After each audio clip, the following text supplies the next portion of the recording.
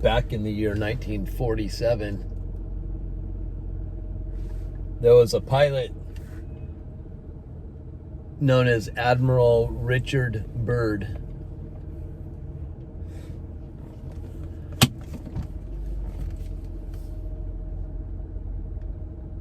That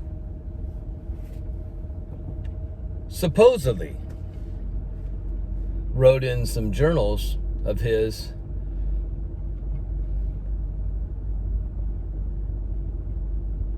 about an experience he had when he was flying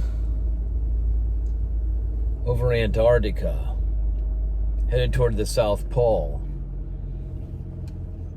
He claims to have that his aircraft had been taken over by some sort of disc-shaped craft that was traveling at a ridiculous speed and showed up next to his plane, his airplane. You know, a jet is a form of a plane, isn't it? I'm leaving on a jet plane. Jet plane. So he's in his plane, but there's some sort of other plane next to him, but it doesn't look anything like his. It's more of a disc-shaped thing. I believe that's the shape he said he saw this as a disc, or what they call a saucer shaped. That's where people get flying saucers, right? Because they look like plates or a disc. So anyway, this thing takes control of his plane and he ends up landing in an area where he describes as a lushful area that has so many resources. He called it extra land. More land. Extra means more, right? So they say, hey, you want extra cheese on your pizza? You say, yes, I'd like some extra cheese. Well, that means you want more cheese. So extra is more. So he says that there's more land that supposedly hasn't been reported. Maybe they say it's undiscovered, but I'm sure somebody discovered it, but it's not reported. This extra land. Land is terrain or territory. Land means terrain. That's what terrain is. It's land or territory. Terrestrial comes from that word territory or terrain. Land. Terrestrial. Extraterrestrial, well, extra land or more land. A terrestrial might be of the land or even a person that lives on the land, right?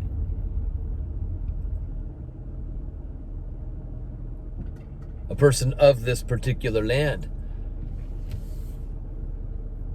So Admiral Byrd, in these journals, if they truly are his, because people think it's just, there's no way this stuff could be truth. So they wonder if it possibly is his journals, you know, because he didn't speak of this when he was alive because he was supposedly sworn to secrecy.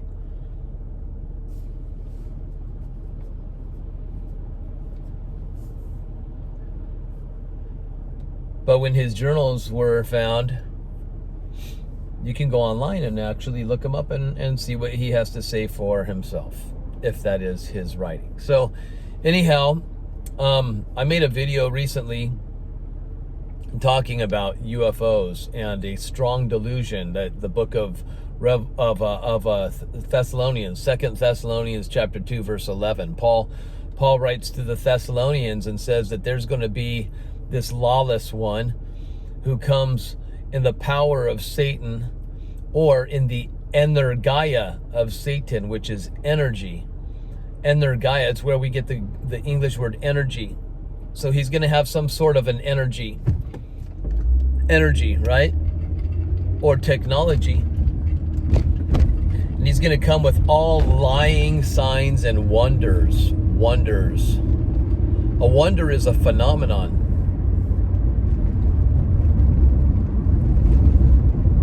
And with these lying signs and wonders or phenomenon, there will be a strong delusion. Strong in Greek is energeia. Once again, where we get the English word energy, and delusion is spelt Plane. That's how it's spelt in Greek, which is a deception or a wandering, Wandering.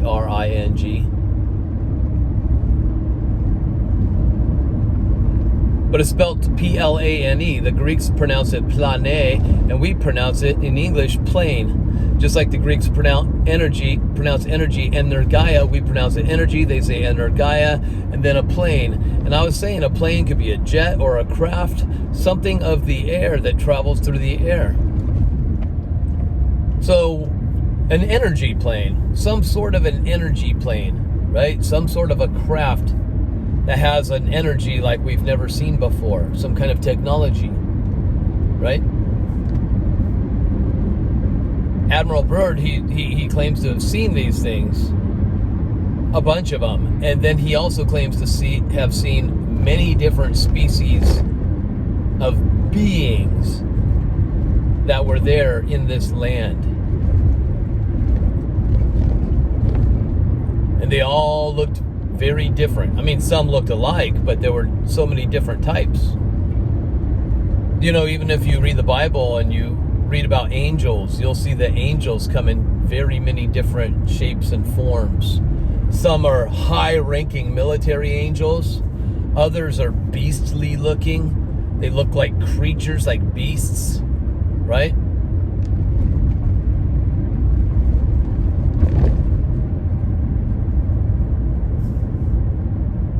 There were angels back in Noah's day that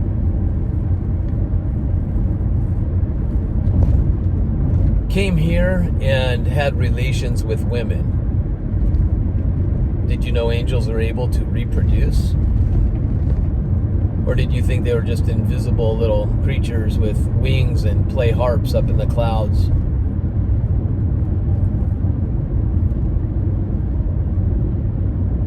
According to the book of Genesis in Noah's day, and even in the book of Enoch, if you've ever looked into it, you'll find out that the earth was filled with what's called Nephilim. Nephilim is a way of kind of saying perhaps the word hybrid, I guess. You could, more modern might be a hybrid. And Nephilim, they came in different shapes, sizes, forms, looks. Some could look like little tiny gnomes, dwarfs, fairies. A lot of this stuff that you see from movies like Lord of the Rings and such. And a lot of them were giants.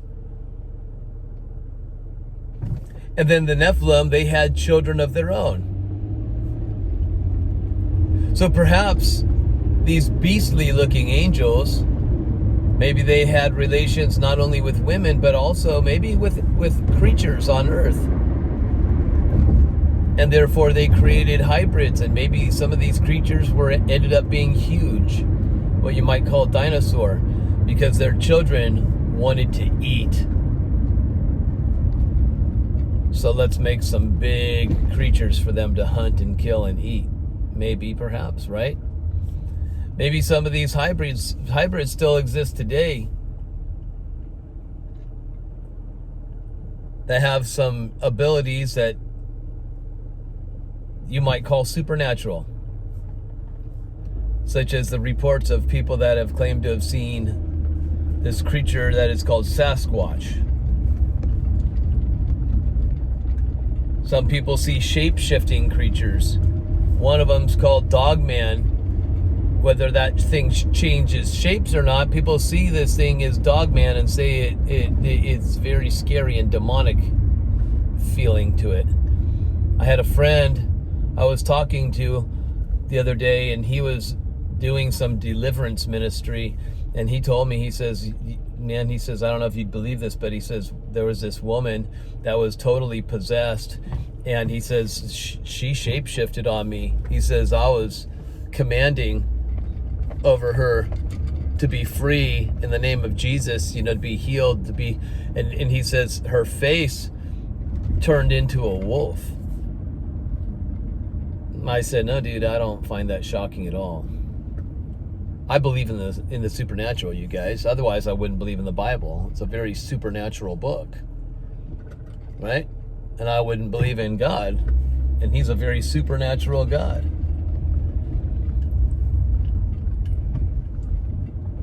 But I don't want to go too long on this whole supernatural stuff. We'll probably talk about it a little bit more, because a lot of you have contacted me, and ever since I made that video about the strong delusion and would it be tied in with UFOs, or UAPs as they call them today, unidentified aerial phenomenon. Aerial means of the air, just like I said. Territory means of the land, right? Terrain, terrestrial, territory, land. ET, extraterrestrial, extra land. Extra territory, more land. There was a movie called E.T. when I was young. This little creature that came in a spaceship from outer space somewhere, and they called him E.T. and he would say, E.T. phone home. It was a cute little movie everybody loved. So that when people think of the word E.T., they think of him. But when I see the word ET, I think of extra land, extra territory, extra terrain.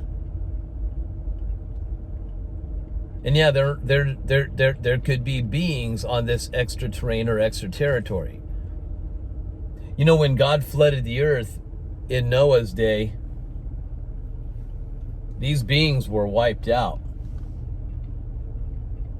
But the book of Genesis said that they came back. They returned. They were here before the flood, and then Genesis says, and even after the flood. So these beings lived in different lands, and people would come, and like David and his armies, and they would remove these giants from the land. Even the land of Canaan was full of giants, you guys. Canaan, that was called the promised land. And Joshua and Caleb were ready to get these guys kicked out of the land, because that was their land, but that God had given them, but the Israelites were too scared to go in there, so they didn't go in there. David comes around, and if you read about David and his armies, they were getting rid of these giants left and right. I mean, it wasn't just Goliath. There was a whole bunch more. Giants are all over in the Bible, and they come with different names and all that, so there's different species of them. There's ones that have Hebrew name meaning, which means to wring somebody out, like grab a person and just wring them out like a rag. There's ones that have the name meaning of a long necked. There's others that have the meaning of that talkers. People that say that they've encountered Sasquatch. There's a lot of different things that is tied into this creature. And there's thousands and thousands and thousands of people that are coming forward and giving their testimonies, but there's also thousands and thousands of people that don't come forward at all because they think they'll be made fun of, or they'll might even lose their job because nobody will take them serious anymore. But there's things that are tied into these creatures that seem to be supernatural, and when people see these things, like a lot of times they'll see these lights in the woods. Lights, like spherical looking lights. Some people report seeing unidentified flying objects or unidentified aerial phenomena, and they have reported seeing these creatures that you call Sasquatch exiting out of these things, as if whoever's controlling this ship is saying, here, start habitation in these areas on this earth. But maybe these creatures are coming from what's called extra territory or extra land or more land. And these crafts that these beings travel in are taking these creatures and placing them in places such as, the United States, all throughout the United States. There's reports all throughout the U.S. I mean, I've heard of reports from just about everywhere. Kentucky, Florida, Texas, California, Washington. So, and I could go on and on.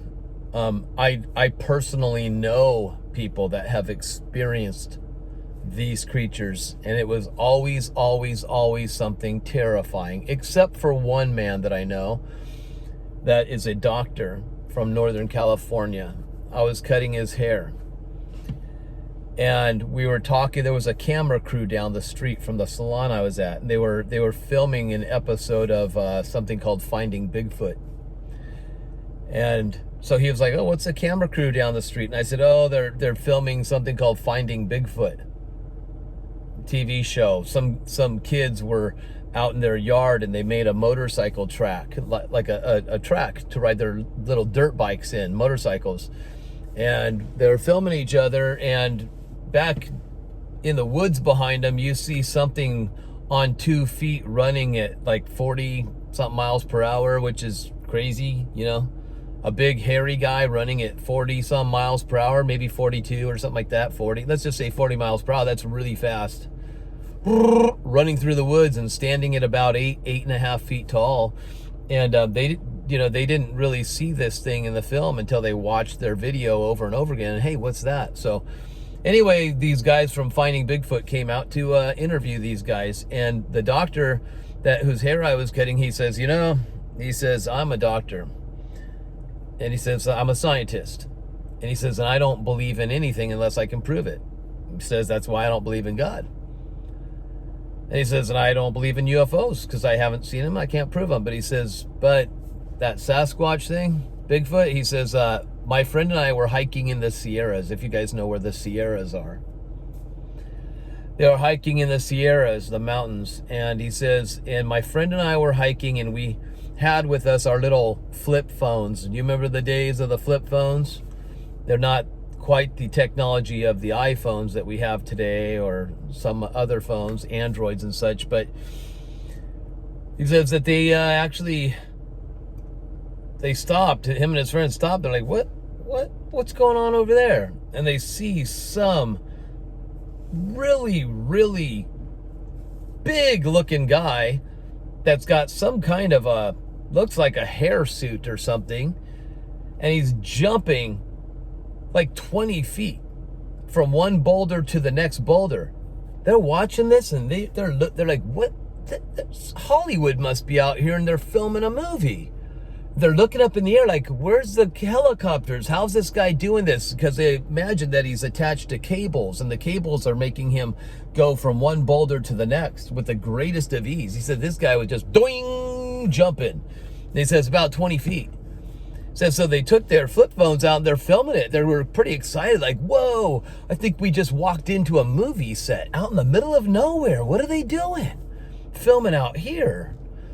So they're watching this guy and they're filming him with their little flip phones. And the flip phones, it just looks like a little dot of a guy, boing, boing, boing. It doesn't do any justice to what their eyes can see. And the guy's about a football field lengths away from them. So about that far. 100 yards or so, which would be around 300 feet.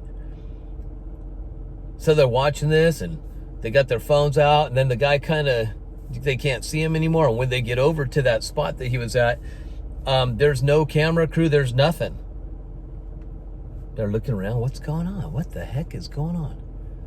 And they're looking at these boulders, and they're seeing just how huge these boulders are and how far apart they are. And how tall this guy must have been.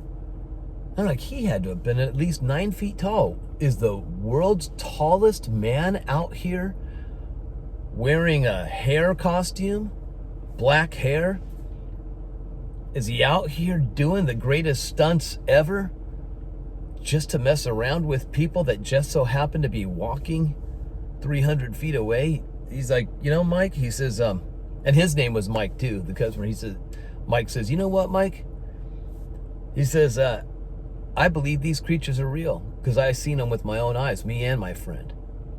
Took them a while to figure out what they had seen. They were asking around and all this, and showing people the film, but the camera, well, you can't really tell what that is on camera. It's too small to tell. And I know other people that have experienced these creatures too. And that was the one I just shared was the only one that wasn't terrifying, but the others were terrifying. Wasn't terrifying because these guys had viewed this from a distance, but let me tell you, they got nervous when they showed up to those big boulders and they couldn't figure out what the heck's going on. That got them pretty nervous, he said. It was no more, hey, let's have fun hiking. It was more like, hey, let's get the heck out of here. So you guys, just to cut this video a little shorter, I do want to discuss these things because, I'm a believer, and I read the Bible, and people could make fun of me and they have. You believe in God, dude. You can't prove God. You believe in God. You believe in Jesus. Come on, it's all fantasy. No, I believe. I've never seen Jesus face to face, but I believe in him. Yet you have other people that have seen things almost face to face with these creatures, yet they're ridiculed.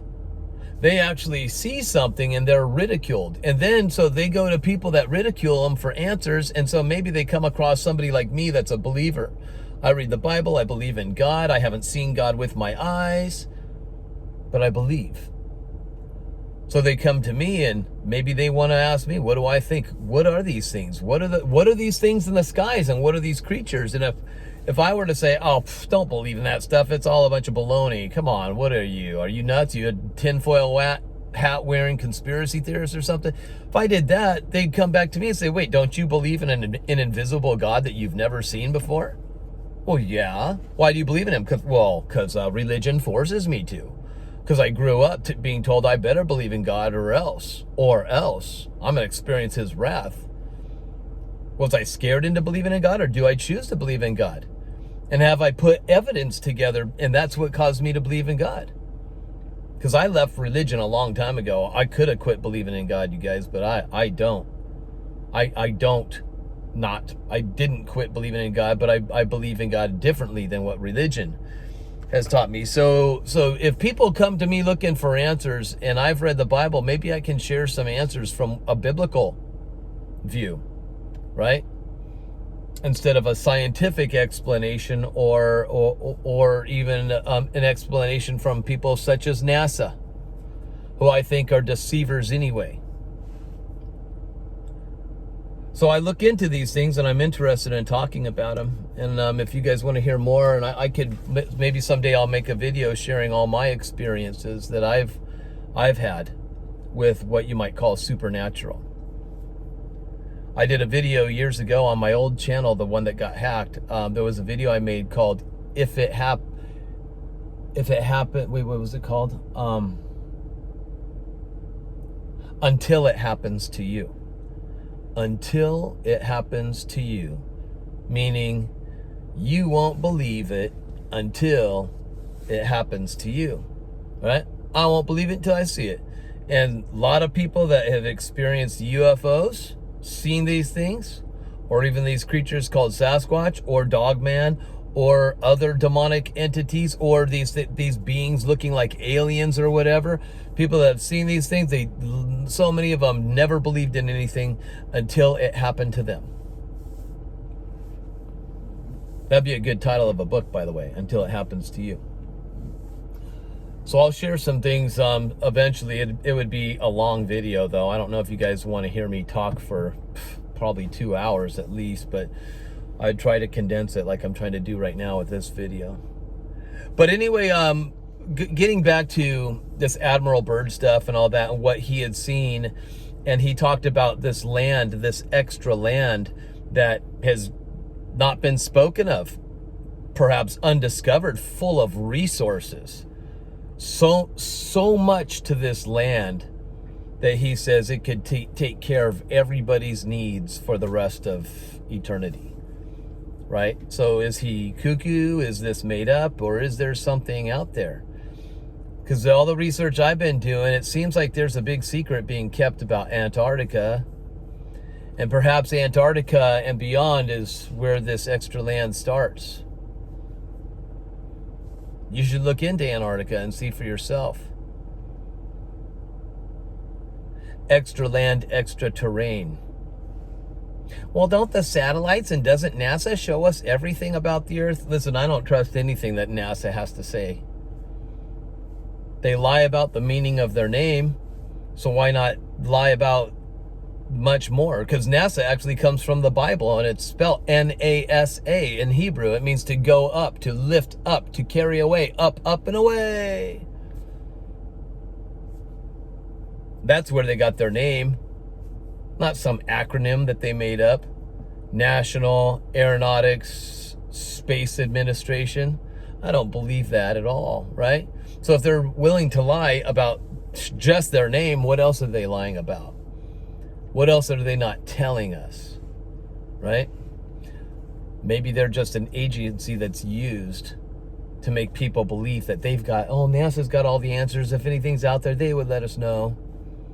A lot of people don't even believe that they're telling the truth about the shape of the Earth or whether we went to the moon or not. You know, if you've ever looked into the flat Earth, right, where people that study the Bible and show you, hey, you know, Earth, the Bible, when God talks about it, when it says he sits upon the circle of the earth, that word circle actually doesn't mean sphere, it means circle. And then the Bible talks about the four corners of the earth and these angels that hold the winds at the four corners of the earth. So if you took this Bible, and this Bible has four corners, and let's just call this Bible earth, land, terrain. And if you're on this terrain, you're a terrestrial, right? Now, if I took my finger and I drew a circle on this earth, that's it, the circle. God, he's above the circle of the earth, the circle. It's not the same word for what would be ball or a sphere in Hebrew. So why didn't the writer in the Old Testament say sphere instead of circle? And what's this stuff about the earth and its four corners? So flat earth, they talk about, you know, that Antarctica is actually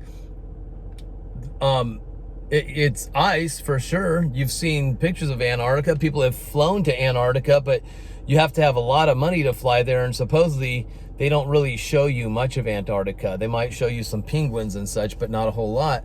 So how people that have been doing this research and sharing what they're learning about what they call flat earth, there's ice that goes around the earth that holds the oceans in. That way, oh, well, how do ships, wouldn't a ship sail over the earth? Wouldn't we fall off? Wouldn't the ocean spill over? Well, no, there's surrounding ice walls.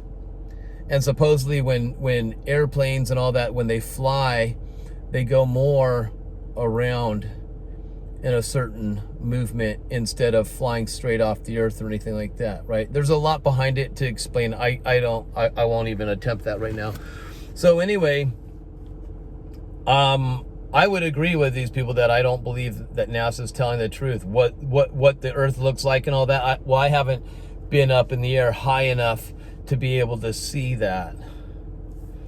But it wouldn't surprise me if Earth was more like what they talk about flat Earth than this spherical thing. You know, it wouldn't surprise me. Well, what about outer space? Well, let's get into outer space real quick.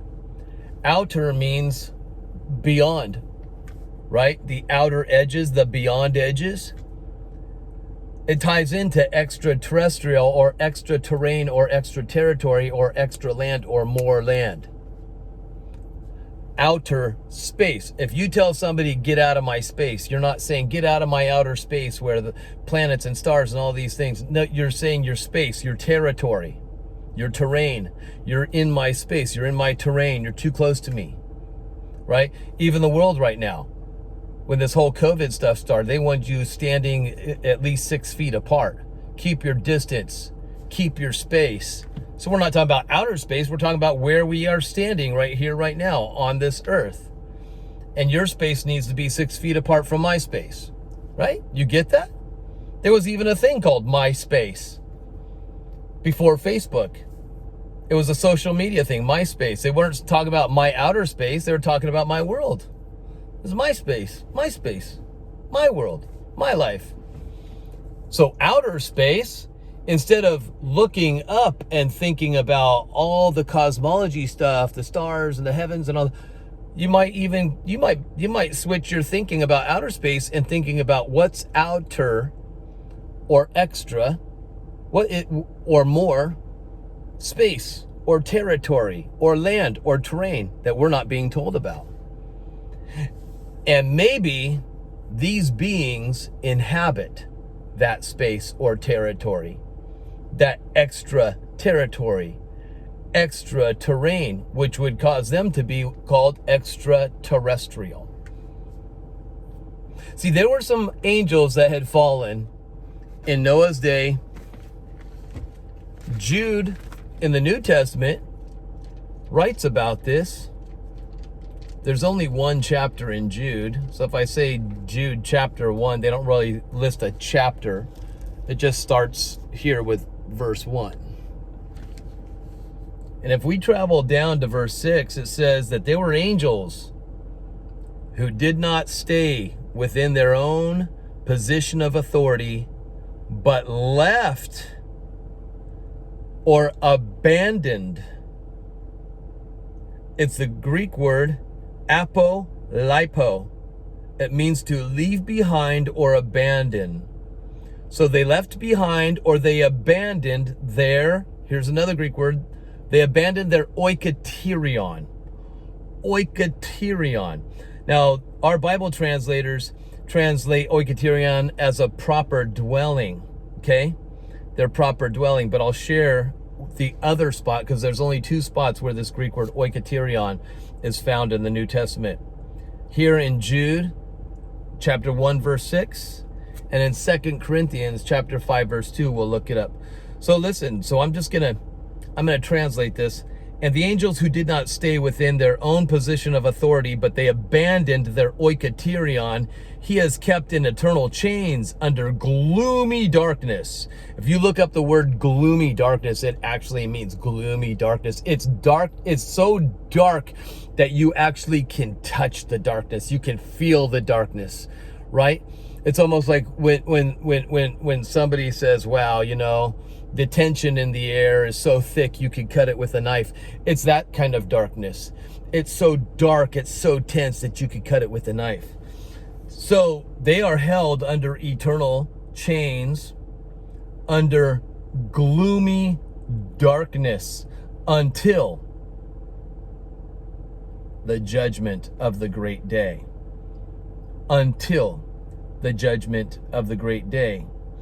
So, well, if these angels that abandoned their oikoterion, if they're being held in chains, then how could there still be these hybrids on Earth today if these angels aren't hybriding with people, having relations? How are these hybrids still on Earth today? Well, it's simple, you guys. Those hybrids are having children of their own. But then there's also these beings that they know a lot of technology. If they have crafts, things that move at speeds that are ridiculous and can do these things that blows away the greatest of pilots, right? Pilots of the fastest moving jets. And they're saying our stuff is nothing compared to those things. And a lot of people are coming forward and giving testimonies of these things. I've filmed a bunch of them before, so I've seen a bunch of them before. So, well, let me share this with you before I go on, because I wanted to share this in 2 Corinthians 5:2, and then we'll get back to if these guys are in chains that in eternal darkness, how is it that they would be procreating? First of all, 2 Corinthians 5:2 says, for in this tent. Now, when Paul says tent, he's talking about our bodies. In this tent, or in this body, this old body, we groan, longing to put on our heavenly dwelling. The same word in Jude 1:6, which is oikaterion. So these angels, they abandoned their oikaterion. You and I, we're tired of living in these bodies. That's why we groan in this tent, it says. And we're longing to put on what they abandoned. We're longing to put on oikaterion. What's oikaterion? It's our spiritually glorified bodies, you guys. Now, somehow these angels were able to abandon their spiritually glorified bodies so that they could have relations with women. I mean, think about it. Perhaps when Adam and Eve partook of the fruit of the knowledge of good and evil, they abandoned their glorified bodies, spiritually glorified bodies. And then they look and say, whoa, we're naked. And maybe when these angels abandoned their spiritually glorified bodies or their oikaterion, now we're exposed. Now we can have relations with women. According to Enoch, these guys, I mean, they taught women how to look pretty. Let me teach you how to put on some makeup. They taught women how to put on makeup. They taught men how to take their farming tools and turn them into weapons to kill. So they already had a lot of knowledge about technology, and they taught their children. And their children had children, and children had children, and children had children. And then these beings that show up in these crafts, they're also known for people that have experienced abduction. They're known to extract things, inject them with things, and extract things from them, perhaps DNA of a human. And maybe these guys are working in labs and creating these genetically modified hybrid creatures. Do you know they even taught men how to make drugs and medicines? Here's some drugs. Let's teach you how to make these things by using the plants of the earth. Right? Pharmakeia in Greek, which is pharmaceuticals. It's the fallen angels that taught people this, and they taught their children, and their children had children, and children had children, and so perhaps these beings are the very ones that are still here on Earth. And instead of traveling from outer space out in the cosmos, maybe these beings are actually traveling from this extra territory, this ET, this extra terrain, which would make them an extraterrestrial, somebody that walks and lives upon the terrain, the land that we're not being told about, the land that is hidden from us. The land that is so secure, tightly watched over, you can't get in there. Just like Area 51. Antarctica has its secrets, you guys. And it's highly secured there, just like Area 51.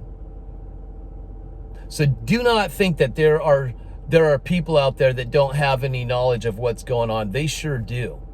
And they're working in harmony with these beings, because these beings are promising technologies and all sorts of other stuff to these people. If you just obey me and do as I say. I will give you all the kingdoms of the world if you just bow down and do as I say. Sound familiar?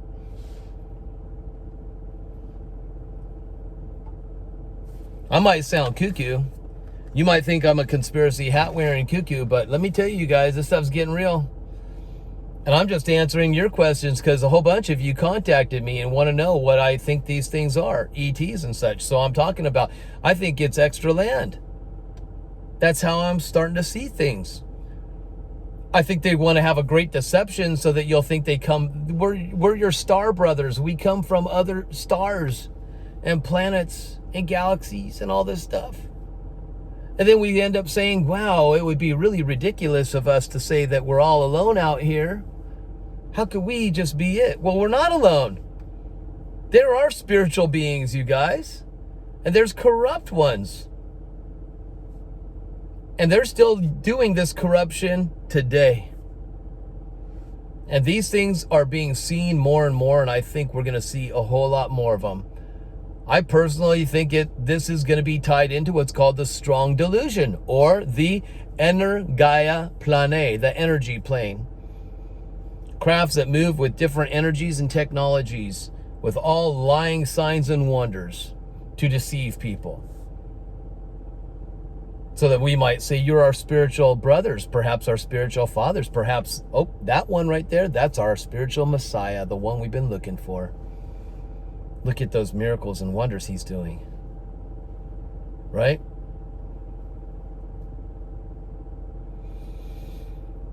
Just something to think about, you guys.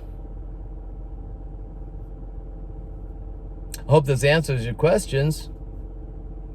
I'd like to keep on going on talking more and more and more about this, but I got to get going. So I love you. I hope you all have a great day. God bless you, and we'll talk some more.